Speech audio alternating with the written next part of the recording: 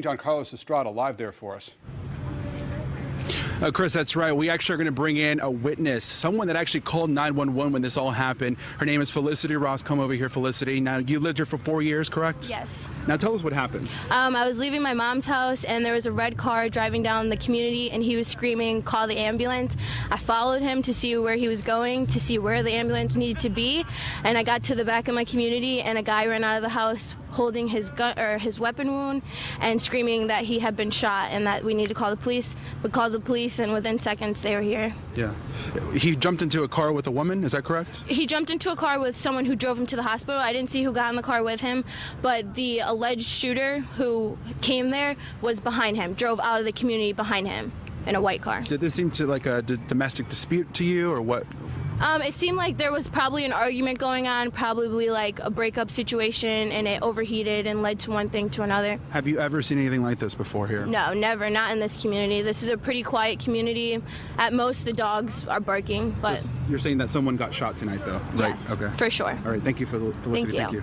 So there you have it. We have an eyewitness telling us that someone was shot here at this gated community. You can see that there's actually a backup here because one of the fences was broken. You can see crime scene tape right there. So again, an eyewitness telling us, the person that actually called 911, that someone was shot here. We're going to work and try to interview more people and get that confirmed through the police department as well. Live on Nightbeat, John Carlos Estrada, Wink News Now. John Carlos Estrada is live at the scene with the breaking details. John Carlos? Amanda, that firefighter remains in the hospital tonight. We just learned within the last hour from the fire chief that he fell while battling the blaze right behind me. Now, let's give you a better look at what is happening right now. Fire truck that still remains here along with fire investigators looking into how this all started. The fire ladder still remains over the building that was fully on fire several hours ago. And on first appearance, you can't really tell if fire hit this building, but you can take a closer look. You can see the damage that was caused by those flames. Now, this fire began early this evening. You can see from the video just how the flames overtook this 4-unit apartment building. The flames getting as high as 12 feet. It took firefighters several hours to contain and put out the fire, and they battled several flare-ups as well. We spoke to one neighbor who lives next door and says from his view it's a total loss for the people who live there. Looking down their first floor, you can see, a huge hole in the center of the fourplex complex, so I'm sure it's going to be almost a total loss, all 4 units, so it's pretty bad. And from what we know, it seems as though everyone that lived in this building made it out safe earlier today. Now, the only person that was injured again is that firefighter, and he remains in the hospital tonight. On the Nightbeat, John Carlos Estrada, Wink News Now. Coverage of the algae emergency at 11. Let's start with John Carlos Estrada and the dead ducks in the canal just east of the Bimini Basin. Chris, that's right. 2 of those ducks remain in this canal. Just take a look. One is right here floating nearby, face down. And actually, FWC got back to me and they said they actually asked the neighbor if they could grab, bag, and freeze this animal so they can test it. It's a sight nobody wants to see. Dead animals covered in algae in their backyard.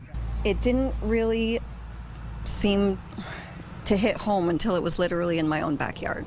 Just this morning, Maria Farmer says these ducks were alive. It was just so fast, and then the first thing I thought was, oh my gosh, what if that had been a child? Farmer and her boyfriend thought about burying the dead ducks. I actually felt like, the ducks, they were living creatures. They deserve the respect of a burial.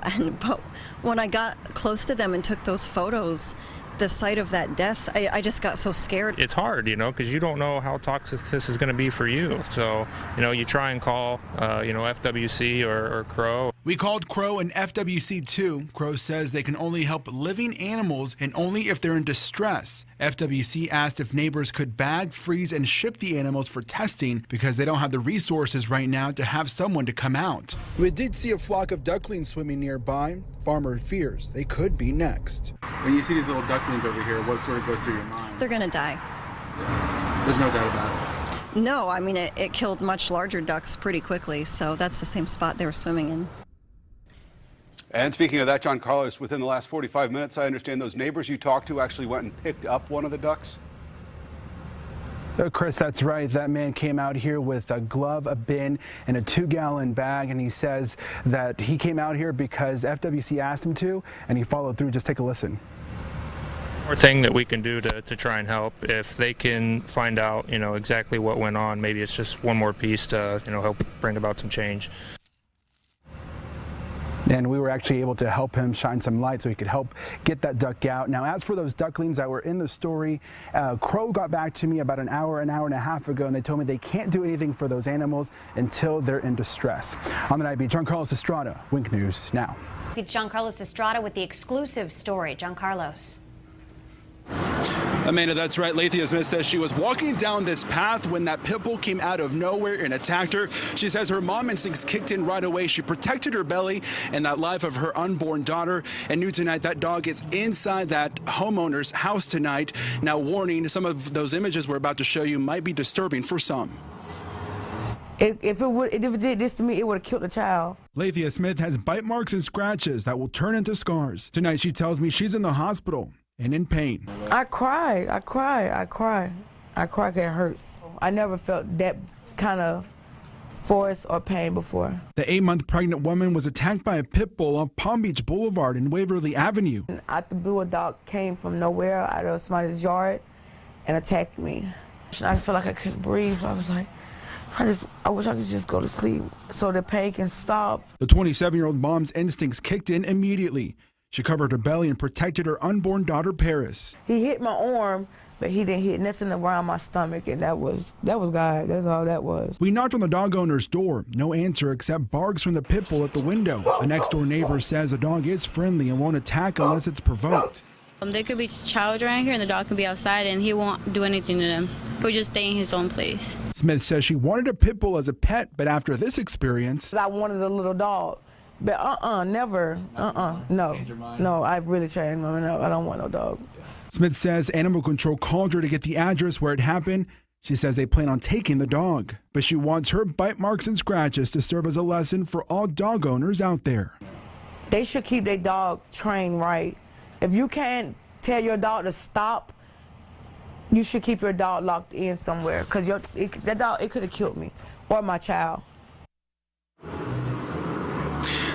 And she says that she plans on pressing charges when the time comes tonight. She remains in the hospital. She's taking care of her legs, make sure there is no infection. As for her unborn child, Paris, she is okay, and she's expected to be delivered next month. On the Nightbeat, Giancarlo Estrada, Wink News Now. Nightbeat's Giancarlo Estrada live at the Pizza Hut on Pine Island in the Cape with this remarkable story. Giancarlo. Oh, Chris, that's right. Mark Belcher works at this Pizza Hut here in Cape Coral. He says he remembers every detail of that woman's letter. He says it's something that will stay with him for the rest of his life. But new tonight, he has a message for you out there on how to help your fellow neighbor. It was written on a very small piece of paper, like with an eyeliner, like maybe she was hiding in the bathroom. It's a delivery Mark Belcher will never forget. And wrote, please call Tanya, wrote down the number, and then said, call 911 and tell them my life is in danger. A Cape Coral woman using his delivery stop as a cry for help.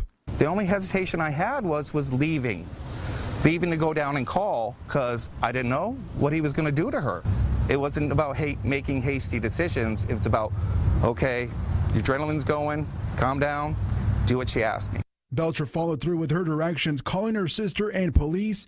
And Cape police arrived quickly after. It's still in my head a lot. The woman telling police this man, Alexander Pando, was physically abusing her. You think about it, how many people out there might be in danger, and that's their only way, to inform somebody they need help. In their report, the officers mentioned the bruises she had on her arms and back. I do worry about it. I worry about her.